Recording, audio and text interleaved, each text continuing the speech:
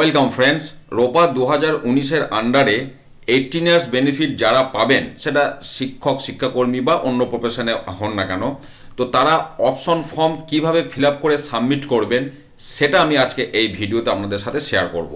তো দেখুন, 18 ইয়ার্স বেনিফিটের জন্য যে মেন অপশন ফর্মটা, সেটা পুরো ফর্মটা এই ধরনের দেখতে, এবং এটা অবশ্যই বিদ্যালয়ের ক্ষেত্রে, যে কারণে এখানে signature of the head of the institution কথাটি লেখা আছে। মেন যে জায়গাটা ফিল আপ করতে হবে আমি একটু বড় করে আপনাদের সাথে শেয়ার করি। তো প্রথমে বিদ্যালয়ের নাম এবং অ্যাড্রেস লিখবেন, নেম অফ দি এমপ্লয়ি যার জন্য এটা, তার নাম লিখবেন এবং তার ডেজিগনেশান, সেটা অ্যাসিস্ট্যান্ট টিচার হোক, ক্লার্ক, গ্রুপ ডি, লাইব্রেরিয়ান, যাই হোক না কেন, অন্য প্রফেশনের যাই হোক। তো এই তিনটে জায়গা আমি স্কিপ করে যাচ্ছি। এরপর হচ্ছে date of first joining with approval number and date. তো মনে করুন, এবার দেখুন এখানে দুটি কেস আছে এই বেনিফিটগুলোর ক্ষেত্রে। একটা হচ্ছে আপনি যদি জানুয়ারি থেকে জুনের মধ্যে আমরা ডেট অফ জয়নিং হয়, আর একটা জুলাই থেকে ডিসেম্বর।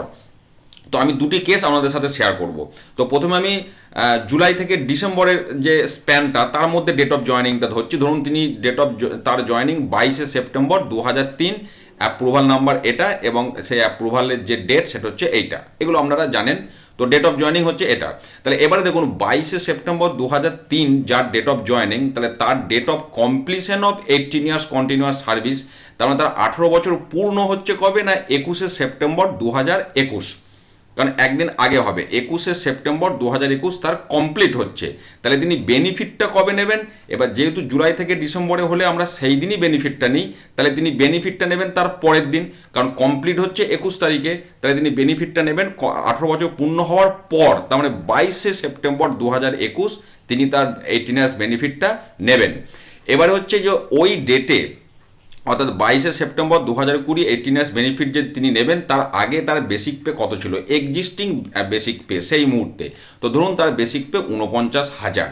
এবার ইনি মনে করুন অ্যাসিস্ট্যান্ট টিচার গ্র্যাজুয়েট লেভেলের, তাহলে উনি লেভেল 11তে আছেন। তো আমাকে একটু বলনি, তারপর আমি রোপাটা দেখাচ্ছি।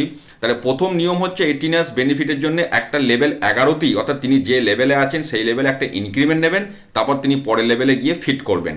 তো তাহলে আমরা এবার লেভেল 11তে 49,000 বেসিকটা কোথায় রয়েছে আমরা দেখব। তারপর তিনি লেভেল 12তে কীভাবে ফিট হবেন সেটা আমরা রোপাতে দেখে নিচ্ছি। তো দেখুন, লেভেল 11তে গ্র্যাজুয়েট টিচার, তার বেসিক পে হচ্ছে 49,000। এটা হচ্ছে তার বর্তমান বেসিক পে। এবার 18 ইয়ার্স বেনিফিট মানে তিনি ওই লেভেলেই একটি ইনক্রিমেন্ট পাবেন। তাহলে ওই লেভেলে একটি ইনক্রিমেন্ট নিয়ে তার বেসিক পে হলো 50,500। এবার তিনি লেভেল জাম্প করবেন, তাহলে লেভেল 11 থেকে তিনি যাচ্ছেন লেভেল 12তে। লেভেল 12তে গিয়ে এই 50,500 ফিগারটা লেভেল 12তে ফিট করবে। এবার দেখুন, 50,500 ফিগারটি এখানে নেই। এই 50,500 ফিগারটা 49,500 এবং 51,500 মধ্যবর্তী। তাহলে এই 50,500টা লেভেল 12তে গিয়ে ফিট করবে 51,000-এ।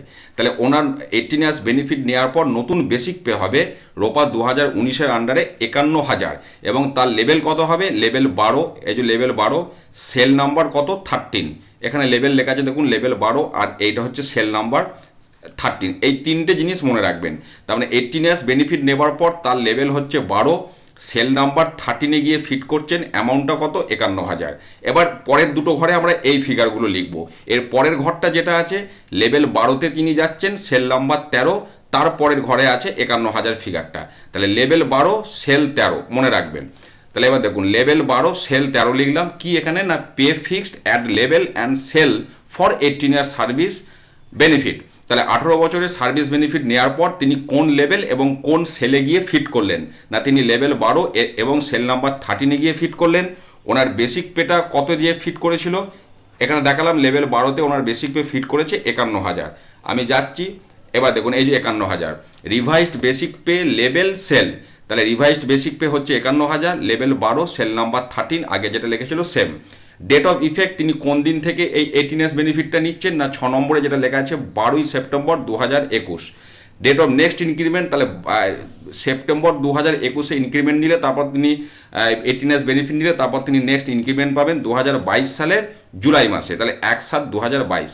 এবার বিদ্যালয়ের প্রধান শিক্ষক মহাশয় সই, স্ট্যাম্প ইত্যাদি করে এটা ডিআই অফিসে জমা দেবেন। এরপরে যদি এই ডেট অফ জয়নিংটা ফেব্রুয়ারি মাসে আমরা একটা ধরে নিই, তো মনে করুন তার ডেট অফ জয়নিং ছিল 22শে ফেব্রুয়ারি 2003। তাহলে তাহলে ফেব্রুয়ারি মাসে যদি তার জয়েনিং হয় 22 তারিখে, তাহলে তার 18 বছর পূর্ণ হবে ঠিক তার একদিন আগে, অর্থাৎ 21শে ফেব্রুয়ারি 2021। এবার ফেব্রুয়ারি মাসে হলে বা জানুয়ারি 2 তারিখ থেকে আমরা 30শে জুন পর্যন্ত হলে সেক্ষেত্রে আমরা ইনক্রিমেন্টটা বা বেনিফিটটা সেখানে নিই না, আমরা জুলাই মাসে নিই। তাহলে তিনি date of option for 18 years তিনি ইনক্রিমেন্টটা কবে নেবেন না 1/7/2021। এইটা ভালো করে বুঝে নিন। এইখানে কিন্তু ফেব্রুয়ারিতে তার 18 ইয়ার্স কমপ্লিট হচ্ছে, কিন্তু তিনি 22শে ফেব্রুয়ারি 2021 থেকে নিচ্ছেন না, তিনি নিচ্ছেন 1/7/2021, অর্থাৎ 1 জুলাই 2021। এবার আমি হিসাবটা আর এখানটা আর চেঞ্জ করছি না। এবার আপনি তর্কের খাতিরে ধরে নিন যে জুলাই মাসে তিনি নর্মাল ইনক্রিমেন্ট পাওয়ার পর তার হয়তো বেসিক হয়েছিল 49,000। যেন দয়া করে বলবেন না যে একটা ইনক্রিমেন্ট তিনি পাচ্ছেন তাহলে বেসিকটা তো চেঞ্জ হতো, অবশ্যই চেঞ্জ হবে। আমি এখানে উদাহরণ এটা দিচ্ছি, বেসিকটা আমি সেমি রাখলাম আর ক্যালকুলেশনটাকে জটিল না করার জন্য। তো মনে করুন 1 জুলাই 2021 তিনি প্রথম যে অ্যানুয়াল ইনক্রিমেন্ট যেটা নেবার সেটা তিনি নিলেন, নেবার পর তার বেসিকটা হলো 49,000। এবার বাকি সিস্টেমটা সেম, তাহলে সেই 49,000টা পরে যেটা আমি আগে উদাহরণ দিলাম দিয়ে তিনি 51,000-এ ফিট করবেন, এবং এক্ষেত্রে ডেট অফ ইফেক্ট আপনার হয়ে যাবে 1/7/2021, যেটা এখানে লিখেছি 1/7/2021। তাহলে 1 জুলাই 2021-এ 18 ইয়ার্স নিলে তাহলে তার আবার নেক্সট ইনক্রিমেন্ট ডেটটা সেই 1 জুলাই 2022 হয়ে যাচ্ছে। এই হচ্ছে সামগ্রিক বিষয়। কিন্তু আমি আবার বলছি, এখানে আমি আর ফিগারটাকে চেঞ্জ করলাম না ভিডিওটাকে বড় করার জন্য বা হিসাবটাকে জটিল না করার জন্য। মেন বিষয়টা বুঝে নিন। তাই ফেব্রুয়ারি বা মার্চ এই সময়গুলো হলে আমি যেটা বললাম জানুয়ারি থেকে জুন, সেক্ষেত্রে আমরা জুলাই 18 ইয়ার্স বেনিফিটটা নেবো। অবশ্যই সেটা অ্যানুয়াল ইনক্রিমেন্ট নেবার পর যে বেসিকটা হবে সেই বেসিকটাকে এখানে কনসিডার করে তার সাপেক্ষে যেমন হিসাব দেখালাম সেই হিসাবে হবে। তো এইভাবে আমরা রোপা 2019-এর আন্ডারে 18 ইয়ার্স বেনিফিট তার যে অপশন ফর্ম, এই ফর্ম যেটা আমি মেন ফর্মটা প্রথমে দেখালাম, সেই ফর্ম ফিল আপ করে বিদ্যালয়ের প্রধান শিক্ষক শিক্ষিকা দিয়ে সই সাবুত করিয়ে স্ট্যাম্প দিয়ে ডিআই অফিসে জমা দিয়ে আগে এটা স্যাংশন করাতে হবে, পাস করাতে হবে, তারপর ওএসএমএস এর মাধ্যমে আপনি কিন্তু 18 ইয়ার্স বেনিফিটটা পাবেন। এটা স্যাংশন না হওয়া পর্যন্ত কিন্তু আপনি এই বেনিফিটটা পাবেন না।